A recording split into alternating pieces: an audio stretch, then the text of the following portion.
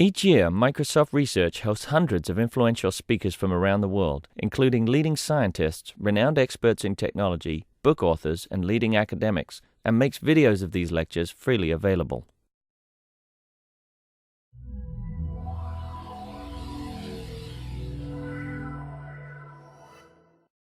My pleasure to introduce Brian Chen from UCLA. Brian is graduated or graduated? Graduated. Graduated. Congratulations. It was one of Todd Milstein's students at UCLA, and he's going to talk to us about his dissertation work on improving the development of interactive software through new languages and patterns. So, Brian. Hi. So today I want to talk to you about my work on exactly what Jim just mentioned.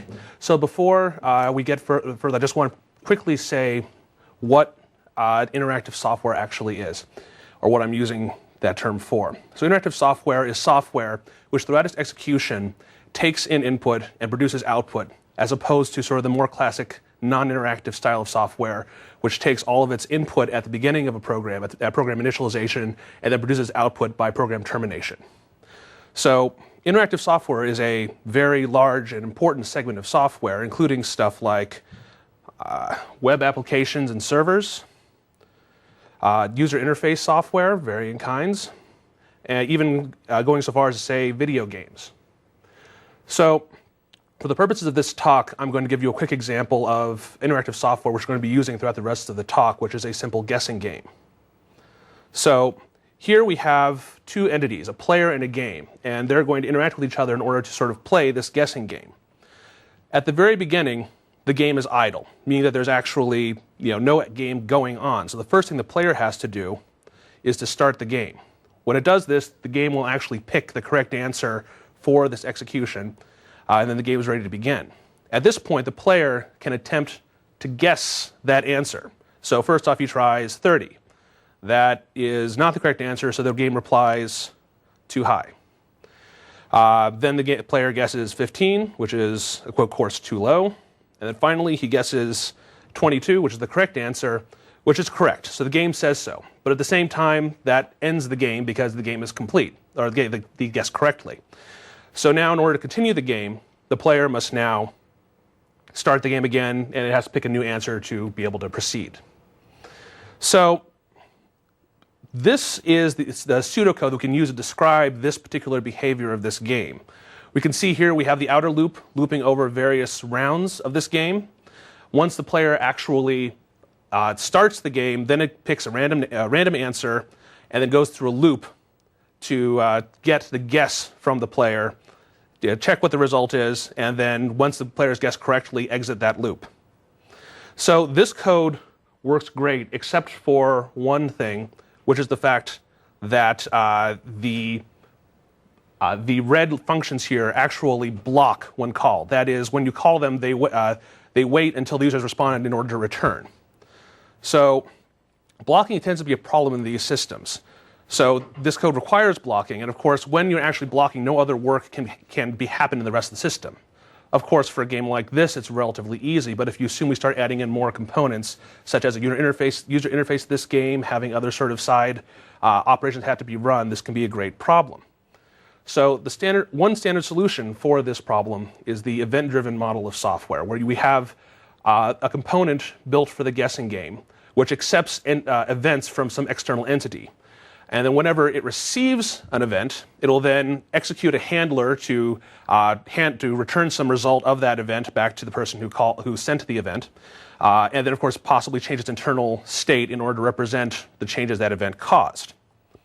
So with that understanding, we can see here a very simple picture of this sort of event-driven model of this the guessing game state machine. We have two states here, one where it's idle, one where it's running. In the idle state, the player can say start in order to actually start the game. And in the running state, the player can guess. And depending on whether that guess is correct or incorrect, it'll either loop around back into the running state or go back to the idle state. So a common way of implementing this event-driven style in object-oriented languages is the state design pattern. So most of you are probably familiar with this, but I'll just cover it very quickly. we have what I'll call the state machine object, this guessing game, which maintains a reference to an object of type game state. Now, game state there is an interface. That interface has two methods on it. One method for each of the two events this game will accept. That is the start method and the guess method.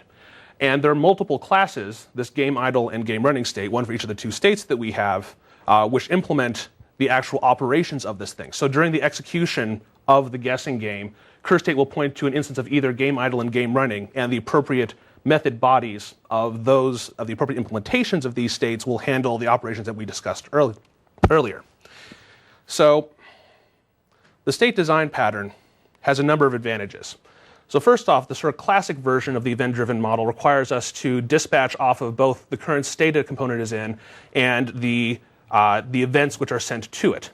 Often in that case, it requires manual dispatch of either one of the two or possibly both.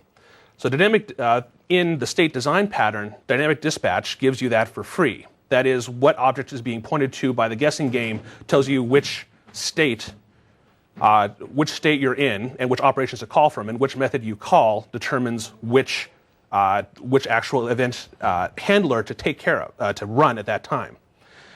Furthermore, the state design pattern uses static typing in order to enforce the correctness of the state machine definition and usages. Specifically, by defining this interface, you know that every single state that implements that interface has implemented all the possible interfaces that state machine can accept. And simultaneously, you know that whoever is using the state machine will only call a message which is actually valid on that state machine. So this is great. At the same time, the state design pattern has disadvantages. The key one here being the fact that it takes our nice pseudocode, which looks like this, into code that looks something like this. This code is certainly longer than our previous one, and I would argue that it's harder to read, write, and maintain overall than the pseudocode version was. So for this particular talk, we'll be focusing on three particular problems of the state design of the event-driven model overall, and the state design pattern in particular, which are the inversion of control, lack of modularity, and asymmetric control. Now I'll describe what these three problems are as we proceed through the talk. Now the last point I want to make is that each of our solutions for these problems all target modern high-level object-oriented languages, making either minor modifications to them or working entirely within them in order to actually solve these problems. So here's an outline of the talk, roughly. We talk about each of the three problems and our solutions for them. I'll briefly mention some of the related work of this, mention some of my future work, and then finally conclude.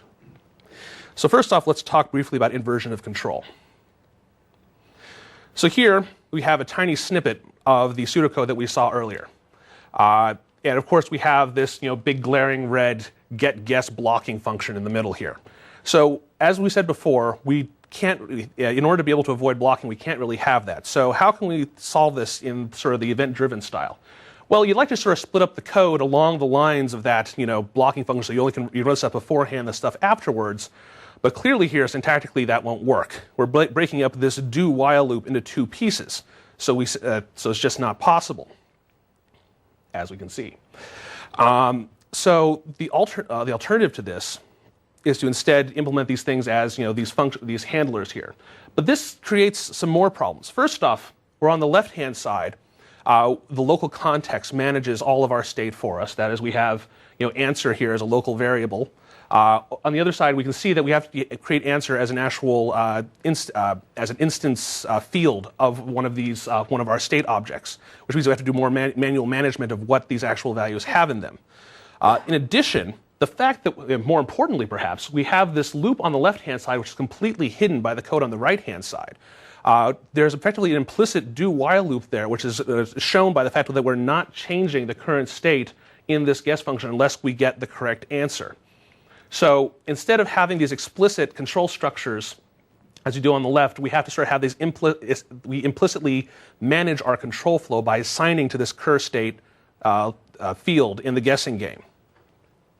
And this makes it just much harder to read and understand an existing state machine. And this is partially what leads us to have code that looks like this.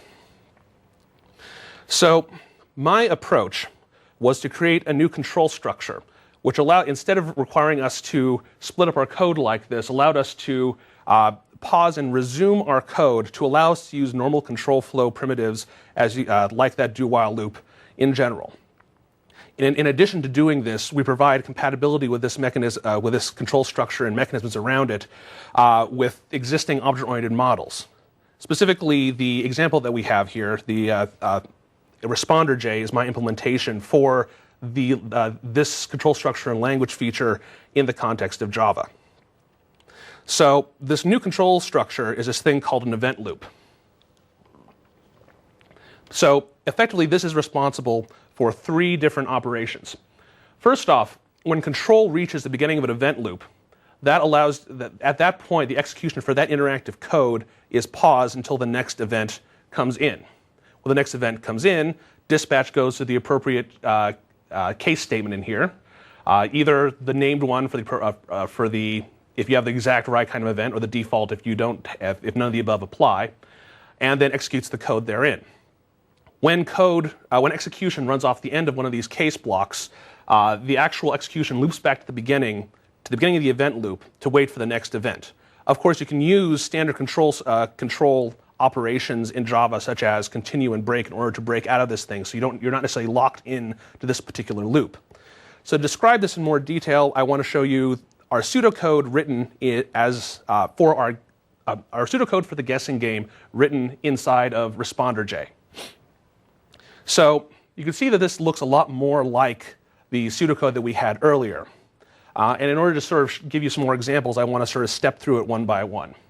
So when we first initialize this interactive component, execution comes down, hits the first event loop, and then pauses, waiting for the next event.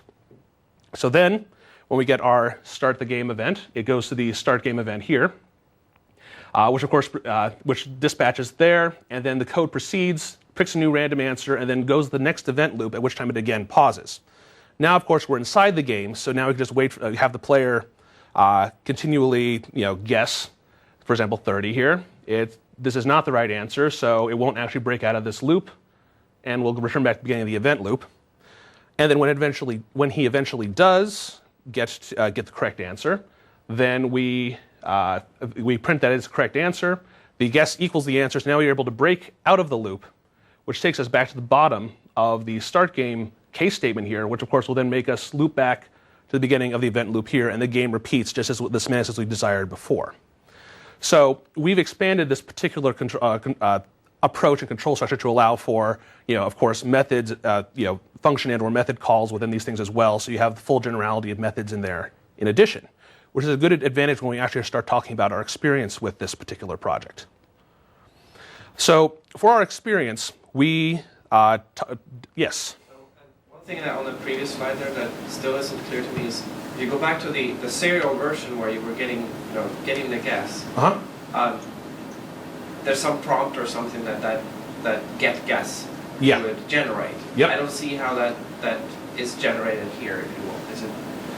You could certainly have code in here which is implemented to print out that guess. You can either do it by just before you get to the event loop here, or at the end of one of these blocks, as is appropriate. Or of course, there's a lot of flexibility you have with the existing control structures in Java to do this appropriately. So. Yeah, I'm just leaving it out right now for the get guess right now. All it is simply just getting information. Yes? So then I guess the second question that follows on from that is, so I have the guess dialog box and somebody types in a guess and presses OK. Okay. What exactly does that do to cause the event loop to know that you hit the guess case? So what it is, the part of the story that I'm not telling you is about how this interactive logic melds with the rest of the object-oriented world here. All of this execution occurs within the context of a single object, which I call a responder, and thus the name responder J. And the idea is that all of these events here, as we see them, appear as methods on that object. So when the dialog box will be run as an external part of this thing, and when the main part of the program says, okay, we have a guess, it would then go, it would send the guess event to that object just as a method call. And so that method would then run until it hits the beginning of the next event loop, and then yield control back to the person who called that method. Yes? So then, question about Terraform. instead of error, if you just throw exception there, what happens? We do not currently have a particularly good exception model for this kind of thing because of the sort of complexities of, what if you throw like a static exception here, and if it goes all the way to the top, do you then throw that again further out? So right now, this is probably this error right now just prints out an error message. There are ways of returning information as part of the process of these responders. So that will give you some way of indicating there was an error in the execution of something. So it's not integrated yet. This. In our current implementation, no. We have some ideas of how we can do it, but not at the moment. Okay. Any other questions? Okay. So let me skip ahead for a moment here. Here we are. Okay.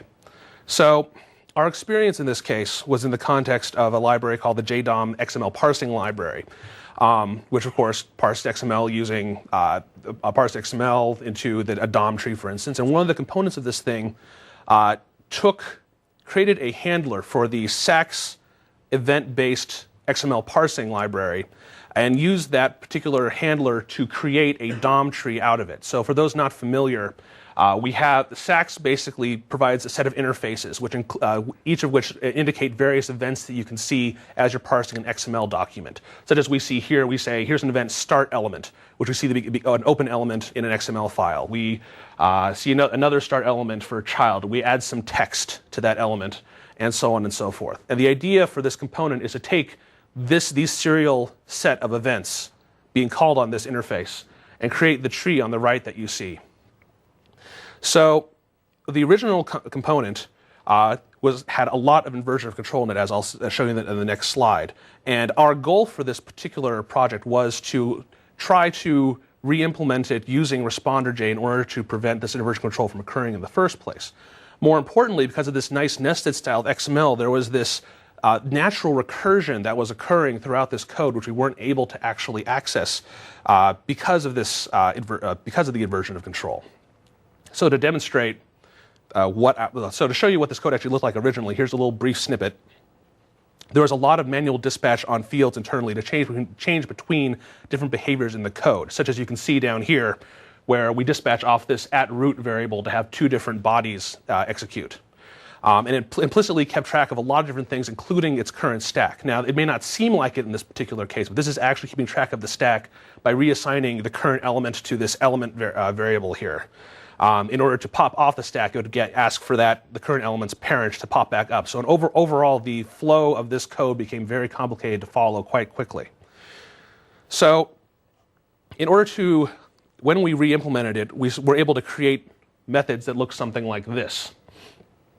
So here we have a single method build element, which effectively recursively builds these elements. So you're supposed to call this immediately after getting a start element event. It creates a new element and then performs an event loop, which repeatedly goes through, and every time it sees a start element, will recursively call itself to produce a new element and add itself to this current element when it's complete. And of course, when we get an end element event, we return our current element to our caller. And so this lets us use this natural recursion for the SAX to DOM converter of JDOM. Yes? Oh. Is it new keyword? Oh, the responding, yes. So like I said, I didn't mention some of the external the details of sort of the interface here, but this is what defines sort of stuff that happens on in the internal interactive code versus stuff that happens as part of a normal object. Any other questions? Okay. So our result was we successfully modified the SAX to DOM converter to do this sort of thing, and it took 5 different responding methods in order to implement this. And of course, naturally, the logic for the related code was now all very localized, so we could see sort of the progression of each sort of step in the algorithm to build these DOM trees. And in addition, of course, it allowed us to use standard control flow structures in order to implement these things. All right, so that is responder.j. Next, we wanted to talk a little bit about lack of extensibility. So, in general, for non-interactive software, extensibility is very easy to obtain. We see this all the time in object-oriented languages where we use inheritance in order to provide extensibility, where we can add new operations, modify existing operations to existing algorithms contained within classes. And naturally, we'd want to do the same thing in interactive code. So going back to our previous picture of the state design pattern, we see here that you want to extend the behavior of game running with this modified game running class. Bunch of reasons to do that, but we only want to override it in a very small way. The problem is the way that we're doing it right now, such as in the start method in game running, whenever we change our state, we're explicitly constructing the next object, the next object in sort of the sequence here. So actually, this would be in a game idle. I'm sorry. So this means that we would have to override also this start method in order to be able to actually put in this modified game running into our code. And of course, once we change that one, we have to then extend other things to the point where there's some point where we have to sort of have some root thing to be able to change, which of course means that we have to sort of override everything. We don't get really any advantages out of this in the first place. So first question is, how would we want to actually override states? How could we override states in this thing? Second, slightly more subtle problem is we want to add new events to the existing state machine. So on the top here, we see the state design patterns we saw before. But let's say we wanted to add this hint state, this hint operation. So we could certainly extend the existing game state interface over there. And of course, once we solve the first problem, we could create extensions of the game idle and game running states to create the hint idle and hint running states. But part of the problem here is that the guessing game, all the way up at the top there, is still referring to the current state is still of type game state.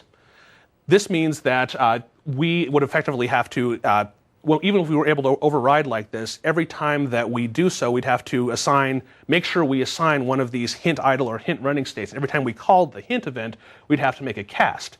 This leaves us open for all sorts of fundamental errors here. Like what happens if we forget, this is a simple one, but let's say we had a bunch of different states here. What happens if we didn't override a particular class and then we try to execute this hint state on it? We get at least a class cast exception, which of course defeats a lot of the purposes of the state design pattern, which is to prevent these kinds of errors from actually occurring. So, my approach to solve this problem was to require new constraints on the existing state design pattern to provide several of these kinds of extensibility. And naturally, we then call it the Extensible State Machine Pattern. This is a pattern compatible with multiple languages, but of course, in this talk, I'll demonstrate it in Java 1.5. So, how do we actually want to extend existing classes? Well, we clearly want to do the things we mentioned before. We want to be able to add and override states in order to modify the behavior of existing state machines. We want to add new events so that we can actually have new operations in our extension state machines.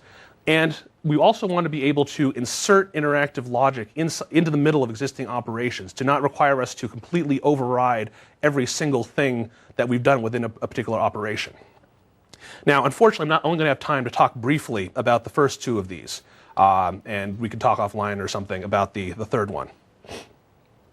So, for adding and override states, we've already mentioned the problem, which is that we can't easily change states because they're explicitly constructed in the event handlers.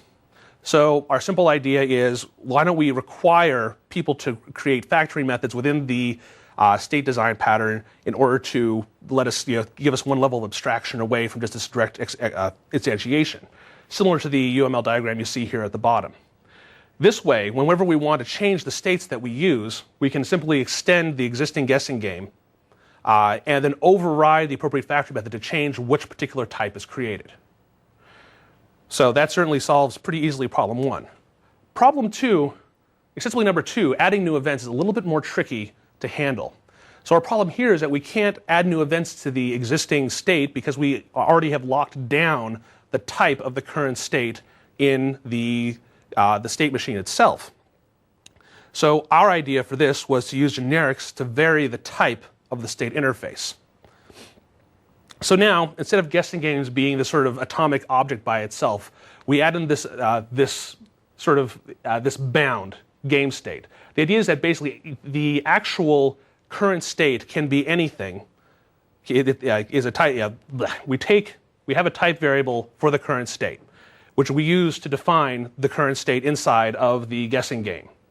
But we also bound that particular thing to actually require it to implement the game state, as we see here. of course, now that we have these factories, it means we can no longer explicitly create our factories because we don't know what the type T is at compile time. So we have to now make our classes abstract and as well as these factories. But this also makes it fairly easy to extend these state machines. So here, for example, we have our hint state, which extends game state. That part's easy. And now to extend the guessing game, all the hint game has to do is create a new bound for T, where it says hint state is now the new bound for T, and pass that type variable T along to the guessing game. And this type system-wise will all work out because all things that are T, that are hint states, are going to have to be game states as well. So once we've done this, it means that now we know the current state is of the right type. So we can proceed to create our new implementations of both the hint idle and hint running states inside of this extension to be able to be added later. Now, of course, there's one step that's still missing here, which is the step of concretization. So right now, when we have one of these state machines, we can't actually instantiate them because we have all these abstract factories. So in order to actually instantiate one, we have to extend one more time from that state machine, lock down the type of the state interface for this particular state machine. So for example, we have hint state here as being the type for this state machine. And then we have to implement all of the factory methods for the concrete version of hint game. Now these factory methods are all meant to be very trivial to do in the sense that all they should do is basically create an object of the appropriate type defined by the hint game itself, by the extension. And so it's mostly just boilerplate code by itself. Yes? How it relates to the first part of the presentation when you have Eventloop idea. So those are like separate proposals? These are separate proposals right now. Yeah, these are like, I'm trying to address each problem sort of on its own at the moment, if that wasn't clear. So, fair enough. So with these sort of covered, we're now going to talk briefly about our experience. So once again, we use the JDOM XML parsing library as a basis for this, but we'd use it from a different tactic here. So to expand on what SAX does, in addition to providing interfaces to take these events that you'll see as you're parsing an XML file, it actually separates the events into different groups. Mainly we have sort of this kind of concept of a simple interface, which handles stuff like opening and closing entities, as we've already seen. And it has more complicated stuff like handling DTDs, entities, and other sort of parts of the XML standard. And the original version of this class implemented a bunch of these interfaces all at once, meaning that all the implementation of all these different pieces was all combined into one large piece of code, again suggesting that it was harder to read what was actually going on in there. So our goal here was to use our extensible state machine pattern in order to actually separate out each of these parts from the other. So we create one base state machine, which only implemented the simple set of events on the SAX interface. And then we extended that to add in the more complicated events afterwards. So the result is that we actually did do this. The base state machine ended up with 8 different states with 11 different event types, whereas the extension added 4 new states with the 12 new event types required by these interfaces. The code overall was indeed more understandable once we separated these into these different conceptual parts. Unfortunately, it did require us to create a net increase in the number of lines of code. So we had 240 lines for the base state machine and 330 for the extension versus the 424 in the original. But we believe that the other advantages that this provides, the further extensibility, the readability, and so on, outweigh the increase that we saw. Yes? So in this experiment, you didn't use the event loop construct? Oh, we did not use the event loop construct. Is there a way to combine the two? There is some overlap. The first one, ResponderJ, required us to actually create a language extension in order to actually have it work. This thing is a general pattern and such is available to anyone who actually just has Java, is using Java. So there's some overlap in functionality between the two, but we're sort of coming from the other direction, which is a little bit more code. Can we get some of the same advantages? So extensibility, though, is the main concentration. Any other questions? Okay. The final point here is the fact that, so like I said before, as you've seen with the adding new events, we had a bunch of boilerplate that we had to insert here. So one way we can probably mitigate this sort of extension of code is you have tools to help us reduce this code, either by generating it for us or by just sort of maintaining it in the background without having, for us to actually be aware of what's going on. So let's see. So this is the main part for the Extensible State Machine Pattern. So our final problem that I wanted to talk about is this problem of asymmetric control. So here, for both of the previous projects that we've seen, as well as the event-driven model on its own, we have this model where we have our state machine, which is being sent events by some external component.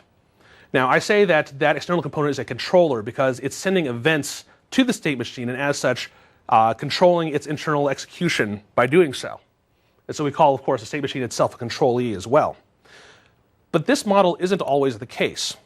So take, for instance, this little snippet of program, which is a program designed to run our guessing game, as opposed to just a player sitting out there running this thing on their own.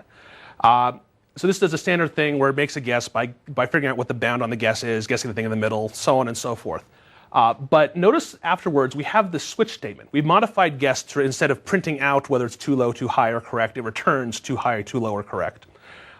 We have this switch statement which dispatches between different bodies of code depending on what the actual execution happened. So we have to modify what our bounds are depending whether it was too low or too high.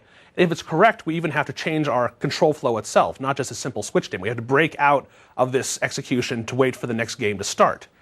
So this kind of model itself has this very kind of manual event dispatch sort of built into it as well, which means that we basically have this code being controlled for a moment when we call this guess event. So this means that our picture of having a controller sending a bunch of events to the controllee gets kind of flipped around on its side. So my argument is that there are many natural interactive components which have this exchange of control throughout their lifetimes.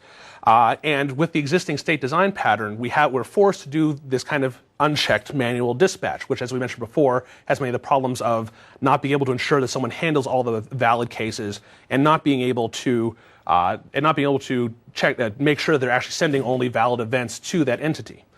So we need to find some way of avoiding this problem for these more complicated interactive protocols.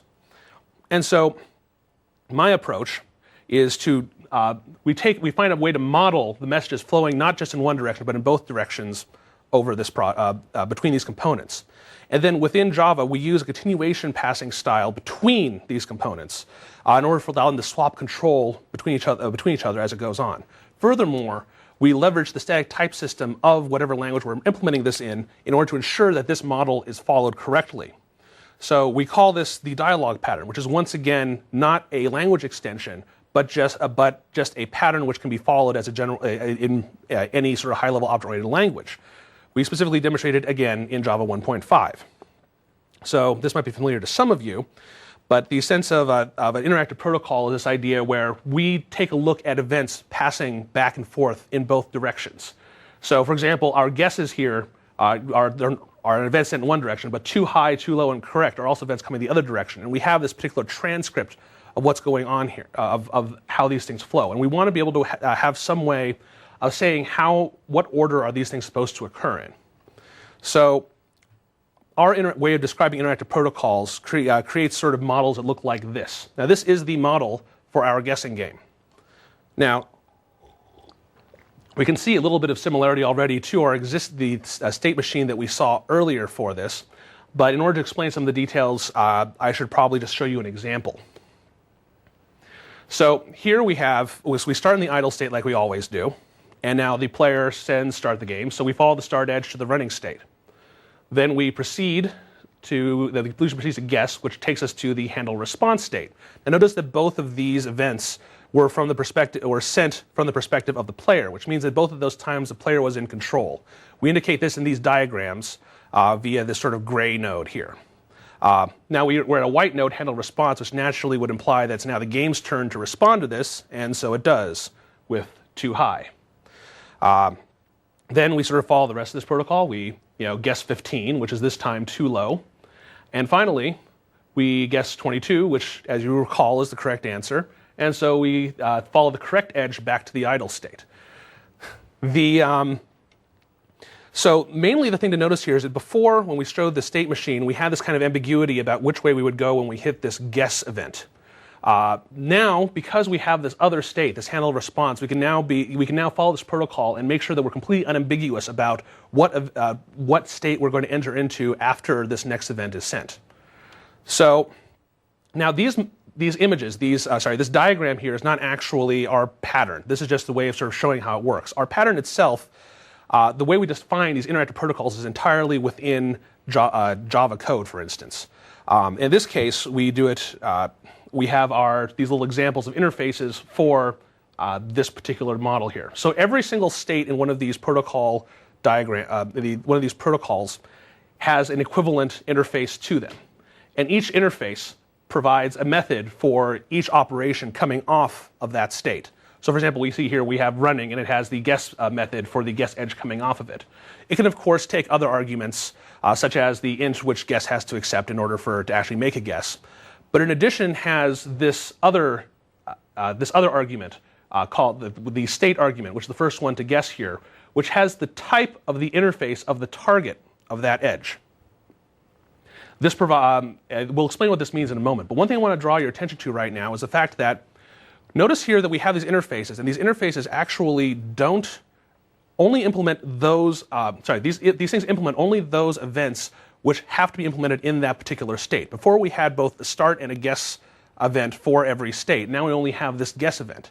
This provides us with, this means that we don't have to actually worry about stuff like error conditions for particular events that we don't really make sense in the context. As long as we follow this protocol, we'll be able to ensure that we're only going to be calling valid messages as we go along. So to show you more, to show you how this will actually work in implementation, I want to show you an example of how this would execute in an actual machine. So in this case, we have this idea of the player and the game side of this interaction. So the game, this protocol overall is in the running state. So the game side has a running object in it. And of course, this running object implements this interface I mentioned before. So when someone from the player side wants to send an event to the running object, it calls the guess method on that object. But in addition to passing along its guess, it passes along a reference to a handle response object, which is going to be in the continuation passing style, is being passed along to accept the response from the running object as the next step of this protocol. Notice here that this is why we have this type on our this first argument and the special type on the guess method itself. This means that since we have a handle response object, it has to be handle response object that we send it in order to be able to continue on correctly. Now, when we want the next step is, for example, to return toHigh. So the running object calls the toHigh method on that same handle response object, which we can once again see we're using the correct types for the reference and so on. And so this continues. The handle response object again sends running object, the previous next object, the guess method again, and passing itself as sort of the next object. And finally, the running object returns, since 22 is the correct answer. It sends the correct event to the handle response object, but since it itself is not an idle object, it has to create a new idle object in order to be able to implement this. So in this way, we actually leverage the type system in order to do all these things. Notice that everything we've done here is completely type safe, and that's how we're actually using the type system to check these protocols. So the dialog pattern overall has a number of strong advantages. It provides this form of symmetry, making exchanges of control easy between the different sides. It allows these different components to be implemented independently, so all one has to know is the protocol interface itself to implement either one side or the other. Violations of protocols are found statically by type errors. And finally, it allows each state to only implement pertinent events for what it needs to deal with next. Now, the dialog pattern also has a number of other features, one of which is the idea of subprotocols, which subprotocols are to protocols as a whole, as subroutines are to, I guess you could say, routines as a whole, in the sense that we can use that they're fragments of interactive logic which we can instantiate in multiple places within a protocol. And we can use this for true interactive code reuse as a part of it. So in addition to this, we provide several completely optional tools. Again, this thing doesn't require any tools to operate by itself, but some things are convenient. So one of them is the ability to have a visualizer to be able to take this interface definition of a protocol definition and create these diagrams out of it so you can just easily see what does your protocol actually do if your first time you're actually looking at these things.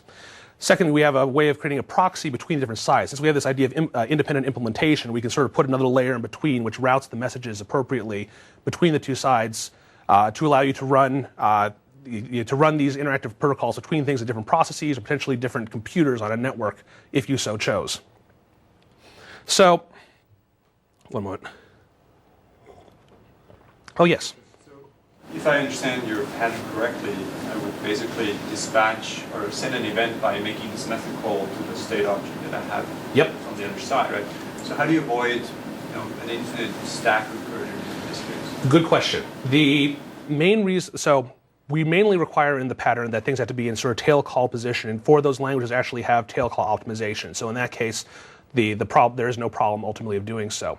For those languages which do, a second such as Java at the very moment, the second property of that proxy system is to basically allow you to break out of each stack as you go along.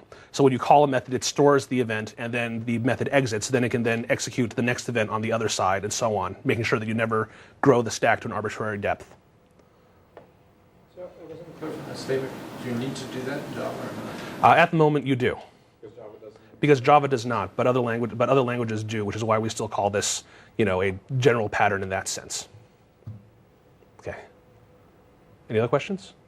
Yes. I know you carefully gave the disclaimer that you're looking at solutions separately. But I still want to ask you, do you have any thoughts about combining this pattern with the extensibility that you had in the previous one? Yes, I have, and the problem that we come across here is a sort of covariance contravariance problem. So in the state design pattern, all events are going one direction, meaning that it's easy for us to add new operations because we have, all those messages will still be valid. But if we have this sort of this bidirectional message flow, then if we extend one way, then we have to then the other direction becomes problematic, because then when you're going to new states that may or may not accept types of going the other direction. The standard, same thing as like return values and arguments in a function. So in that kind of case, it becomes harder to have extensibility. Doesn't mean that we don't want something like that and that we can't get something like that. We just have to sort of change how we look at it, and I haven't come up with a full idea of how to do that yet. Okay? Any other questions? Okay. So I want to talk briefly about the case study we did for this particular project. So some of you may be familiar with the game Settlers of Catan. Now, there's an existing implementation of Settlers of Catan for Java called JSettlers. Now, the game Settlers of Catan is a fairly complicated game where there's a lot of exchanges of control between the player, the game, other players, and so on.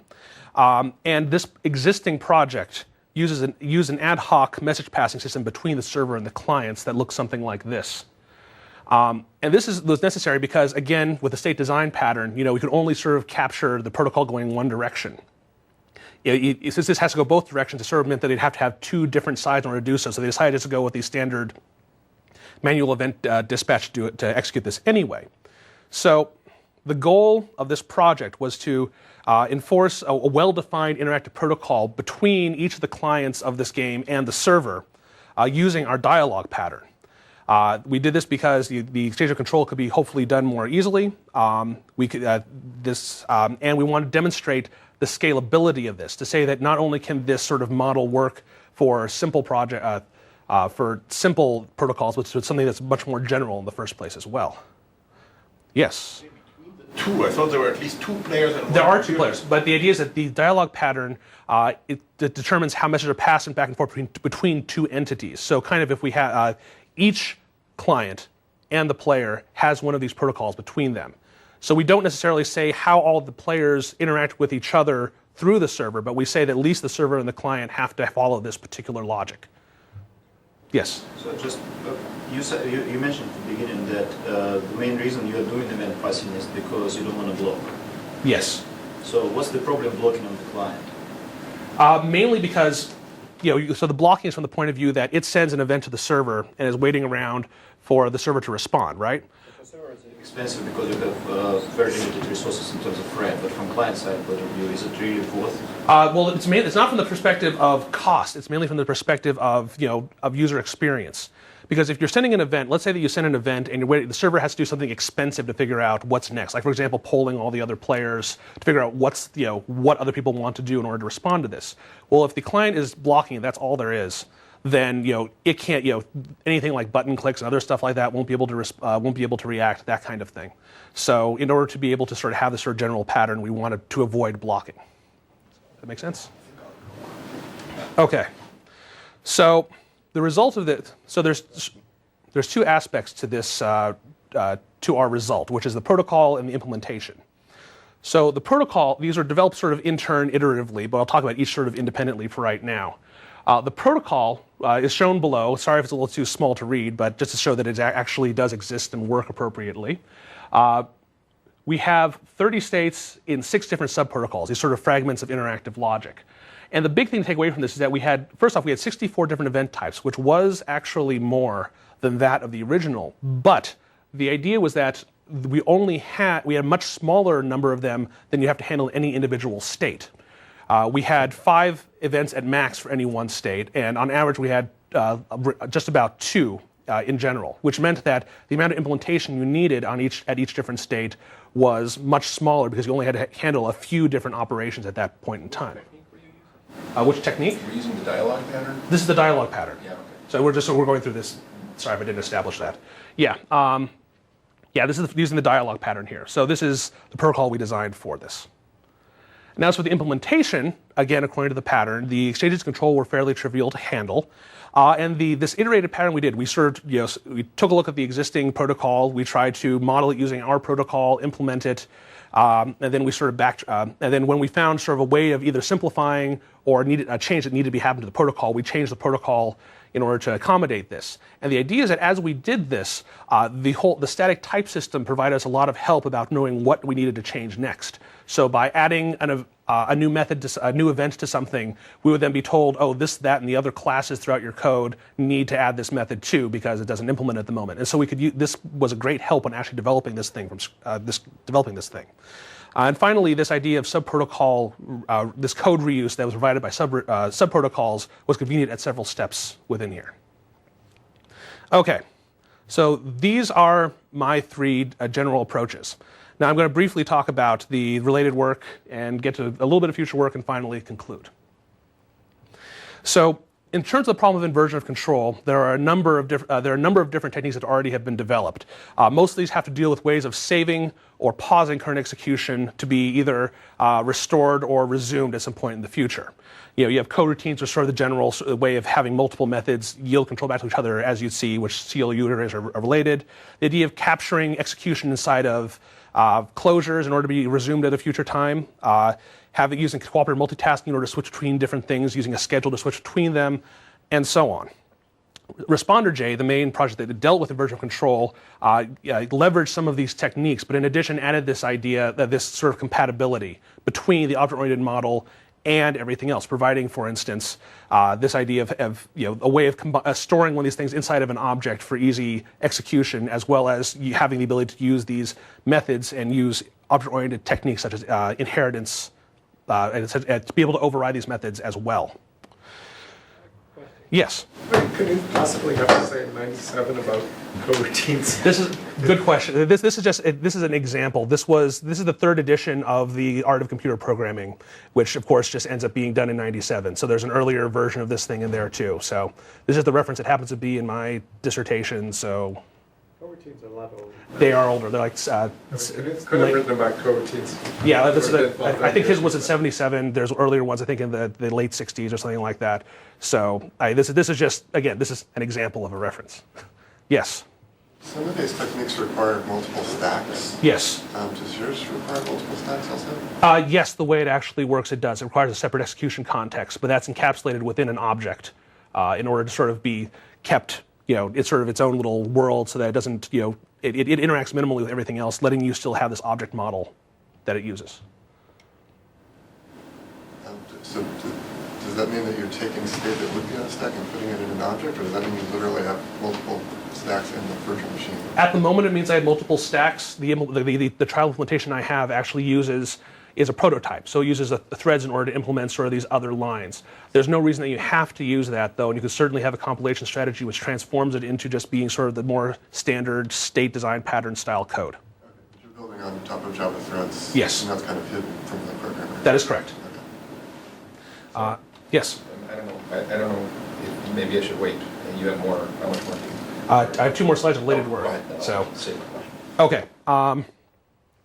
Next, we have sort of the question of extensibility overall, and the most important problem, the most related work for that is the expression problem, which discusses the problem of adding new operations to an interface while simultaneously extending from that same interface. There are a number of solutions for this, in all sorts of languages, including some in plain, Scala, and Java. The main thing we provide with the Extensible State Machine Pattern, is the ability to, since we're talking about this interactive world, talking about states, we're actually able to use that domain-specific knowledge to simplify the existing techniques. So our implementation technique is actually simpler than some of these other ones, and so we can, it doesn't require as much work to actually implement.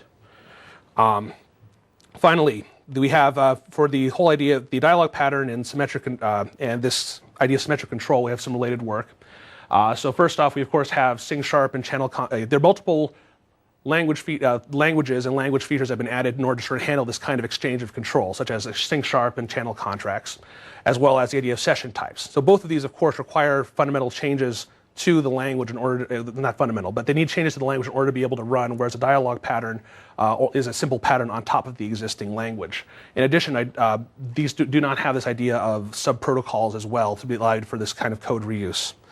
Finally, we have this idea of static analysis, which are tools in order to sort of detect the flow of states throughout states of different values throughout your throughout an existing program. So we have Vault and Fugue, which modify the state the type system of a language in order to sort of keep track of these type properties, as well as Slam and Blast, which use sort of a more whole program analysis in order to sort of detect these things. These tools specifically are designed to execute on top of, to be used on existing code with minimal changes, whereas our stuff is designed primarily to create new code in. And also, and once again, the whole doesn't require significant any kind of real. Well, that's fine. Sorry. Anyway, so now we have. So now for my future work. So the first problem that I saw here with the dialog pattern approach is the fact that we can't deal with asynchronous protocols.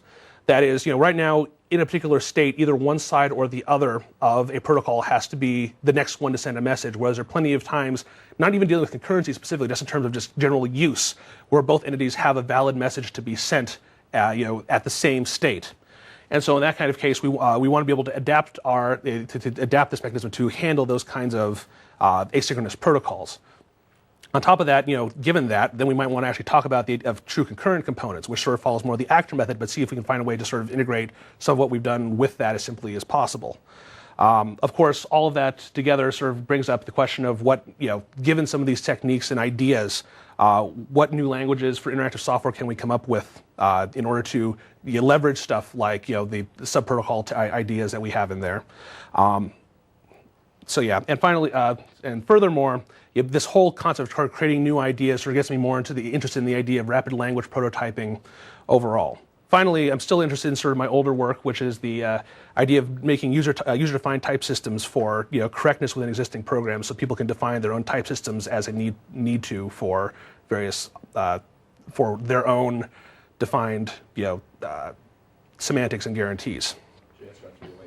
Huh? JSR 308. Yes. Excuse me. So, in conclusion, I believe interactive software is an important class of software which is made more difficult to read, write, and maintain by some of the problems in the best practice solutions. And within this talk, we provided solutions for 3 important problems: inversion of control, lack of modularity, asymmetric control, all of which try to maintain as much compatibility as possible with existing mainstream languages. And that's it. Are there any questions? Yes? I think you've done quite a good job on Java there. Mm-hmm. But in your related work section, all of the systems you referred to were research systems. I was just wondering whether you'd had access to C# and in particular to the features there such as delegates, yield statements, and think. I'm familiar with C#. I have not actually tried out these ideas with C#. My main approach here is that most of the stuff I'm using in Java is similar enough in C# to be able to use the same techniques, and so it becomes sort of a more general thing overall. And while there might be ways of leveraging those particular features in C# to do things possibly better, at least these techniques as I've written them up here will work. Does that answer your question? Yeah, I think those ones are particularly advanced, so they'd be worth looking at. Yes, you probably could leverage more advanced particular language features in order to get these things done in a better way. But this one should work over hopefully a larger scope of languages as it stands. Okay. Yes? Clues 97 may be a good reference, but I think Cornelius are at least a generation older than a human generation. Yes, I agree. And again, like I said before, there's earlier related work which that is certainly a related work which can trace back farther. But again, like I said, upon looking it up, it's I think somewhere around late 60s. I can't remember exactly where the idea was sort of first brought up. Yes. So I got this impression. So I'm very interested in interactive software. I want to build interactive software systems. Mm-hmm. And you've tackled 3 really interesting problems in that space, and come up with 3 interesting solutions. But I'm left with an impression that they don't play well together. And so I'm trying to decide, all right, so which ones should I tackle first? How do I make a decision about which of my solution space? Because given one, I have to rule out the others. Right. There are aspects of each which are, it's sort of like you can divide each one into different aspects. There are different aspects that are compatible with one another, but it's not like one is completely sort of, you can't take one and completely set one on top of the other one. So these different, my thought mainly is, again, like with stuff like the desires that we have here, some of the techniques might still be applicable. Like with the Extensible State Machine Pattern, certainly you'd want to do something like that with the dialogue pattern, but you just can't do it in the exact same way. There might be sort of ways, elements of that pattern you could leverage. It might require something more than just a pattern on top of the language, but the ideas there are still somewhat sane. So they aren't entirely able to be set on top of one another, but I think there's still some kind of way that some of the parts of the concepts can have some interplay. After a unified theory. I wish I were, but no, not at the moment. Yes? So when you started talking about the event loop, you basically said that you want to avoid blocking. Yes.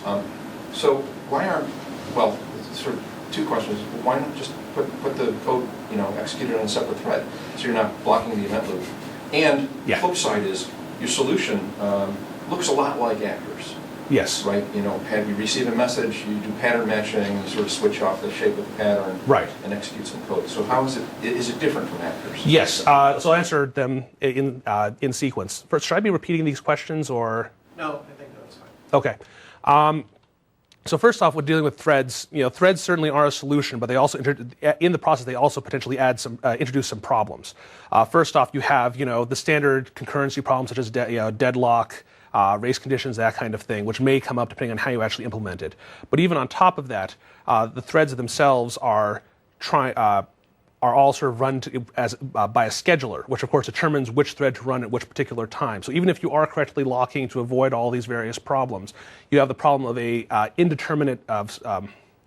non-deterministic execution of your program, which can become more of a problem when you start dealing with, trying to debug your solution or track some complicated thing farther down in your program, or just understand how it actually will ultimately work in all conditions.